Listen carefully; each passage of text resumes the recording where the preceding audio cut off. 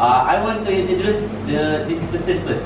Okay, the full name for Nick Wojcik is Nicholas James Wojcik. He was born in 1982 in Melbourne, Australia. In his life as a student in school, he was constantly bullied because of his disability of not having an arm and a leg. He actually has two feet, and one feet he called as chicken wing feet because of the shape of his feet. He graduated from Griffith University at the age of 21 years old in accountancy.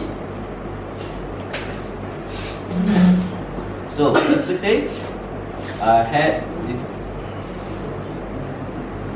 this person has founded two non-profit organizations. One is Life Not Limbs, that to support people that have the that suffer from same syndrome as him. So I want to tell you how he inspired me. One day I was about to give up to learn how to swim. It was about when I was 10 years old. That time I was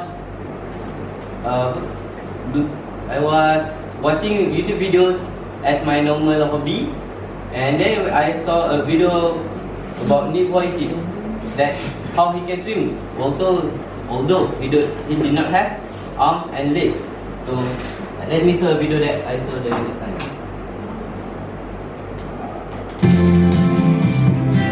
This is a video that I saw during this time.